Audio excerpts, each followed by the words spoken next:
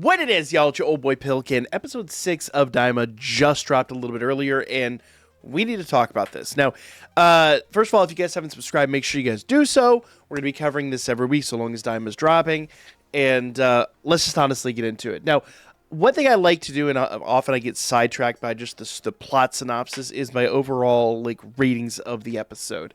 And this episode is a bit strange because we get a little bit of action for once. We get a lot of exposition.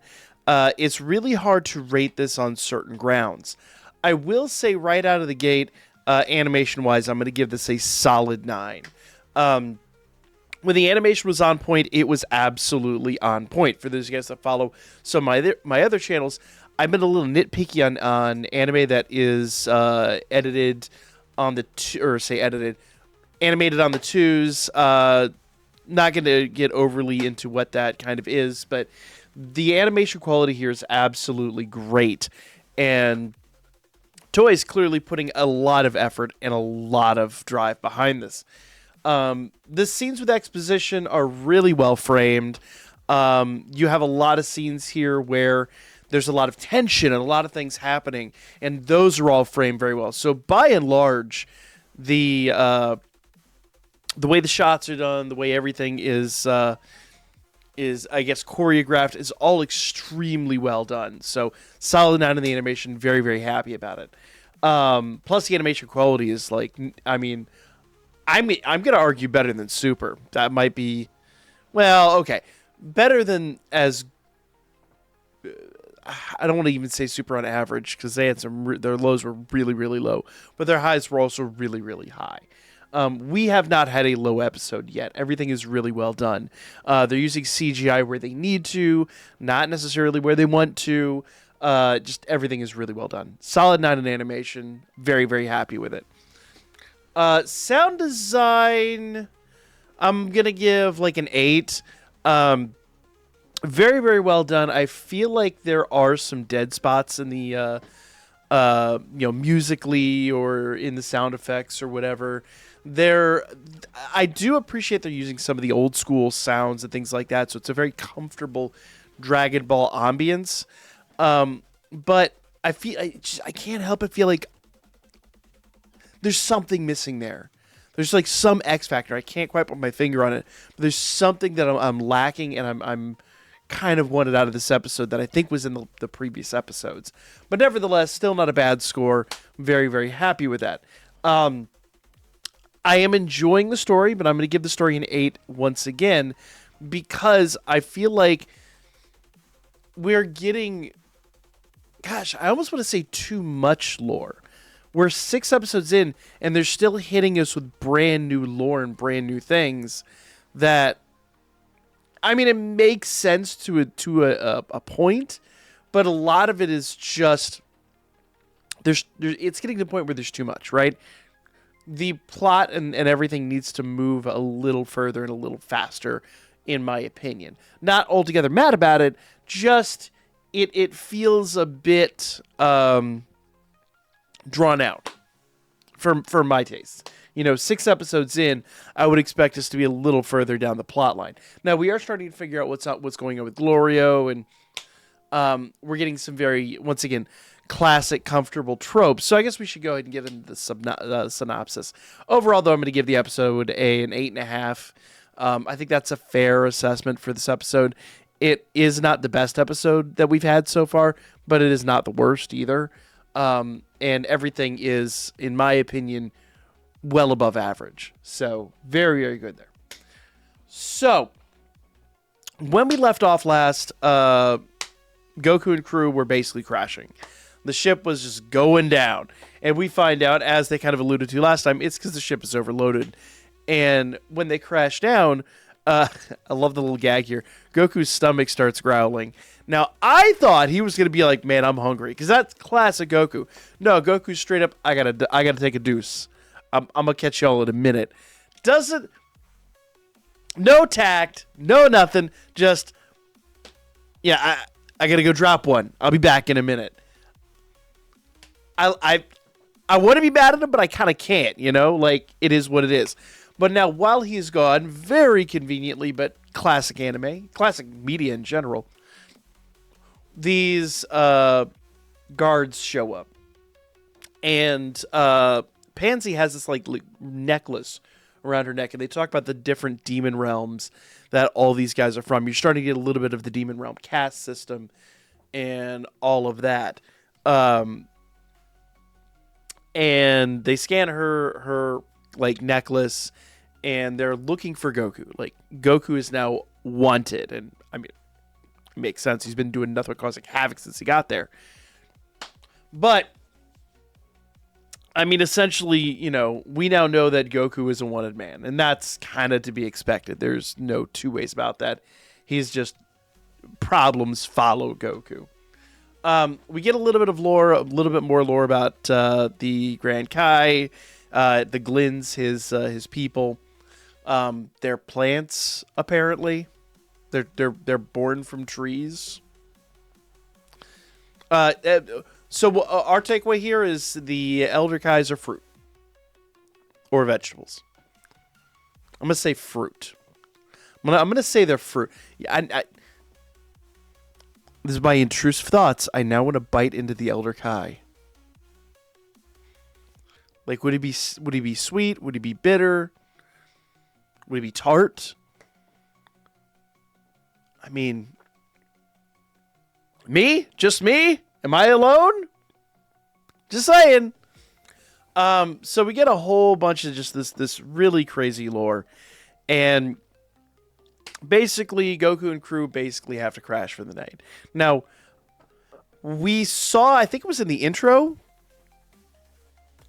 I hate to admit it, I did skip the intro this week just because of time constraints. I think it was in the intro. We got this, the idea of this like Minotaur beast or whatever. And this is actually where we get, before we even get there, before I skipped a really important thing. Glorio basically gets like a call, more or less. And we find out that it's, I can't remember her name. Is it? I'm not even going to pretend like I remember her name. But the Elder Kai's older sister, the one who has like the Whis hair, it's her. So we now know that she's the one who essentially, she's the one who called Glorio. She's the one who's like basically masterminding this whole thing, which is weird because she kind of seems like she's on the other dude's side. So she's playing her own cards here. It's really interesting. I'm interested to see where that whole dynamic is going. But as Glorio comes back, everybody else is asleep. Goku's long since just stuffed himself and passed out. Also, I love the fact they're basically like eating canned bug. Like, straight up, like they're eating canned bug meat. Okay. So I got a picture of a centipede on the side. But essentially, as they're getting ready to go down, this Minotaur comes out of nowhere. And the Minotaur is like, I'm hungry and I'm about to eat all of y'all. And I love that Glorio's like, I got this. And Goku's like, nah, I'll fight him. And literally, the two of them arguing to the point that Goku's like, look, I'm stronger than you are. And he's like, look, you're just a kid. And Goku's like, you have got no idea, buddy. So they get into a fight. Now, I'm going to be a bit critical here. And you could say what you will. Obviously, Goku's depowered a whole lot because he is a kid. And this is not the first time we've seen him go Super Saiyan. But the fact that he has to go Super Saiyan against Glorio, to me, seems like a major, major, major disservice to the character. I know they're trying to say, Glorio's super crazy. But it's like when Goku had to go Super Saiyan Blue against Krillin. It just messes up the power scaling, in my opinion. But nevertheless, it was a neat moment. And Goku and Glorio are just having this battle. And Glorio uses like this electric whip power that he's got. It's really crazy. And as he's just like attempting to beat up Goku, Goku literally breaks it and just kind of blasts him into this rock. And the whole time the Minotaur is standing on the side with his jaw just gaping wide open. Like, I messed with the wrong people. This was a mistake. And I love Goku turns around. He's like, "Oh, aren't you gonna fight us? Aren't you gonna eat us?" He's like, I just remembered I'm full. I'm gonna just go this way and basically mind my own business. GG guys, have a nice life. We out, right? Like, does the pageant wave and then just kind of walks off into the cave into the distance, going, "Well, that was a thing. I guess I'm not eating breakfast today." I love that exchange. I love the fact that they subverted us in such a great way. One of the reasons I give so much credit to this episode, when I said narratively the story was Nate, because they kind of built this character up as being this big scary thing. Now, this isn't out of the realm of norm for Dragon Ball. In general, Dragon Ball does, especially OG Dragon Ball, did this periodically. Especially with you go back to like Goku and even early Z with Gohan and the dinosaurs and the meeting the tails and all this stuff. It's not a new trope, but it is a fun trope, and it's a trope that just exudes Dragon Ball, and I can't get enough of it. But once all that is said and done, we got to go back and we got to meet up with the rest of our crew. We've got Bulma, Vegeta, Kibito, and Piccolo, and they're all just standing around as Bulma's trying to fix the other ship. And the ship takes off, but it soon crashes down. So for whatever reason, Bulma wasn't necessarily able to fix it. And that's essentially where the episode ends. We ended with another plane crash. We ended the last episode, picked up this episode, and we dump off this episode with yet another crash.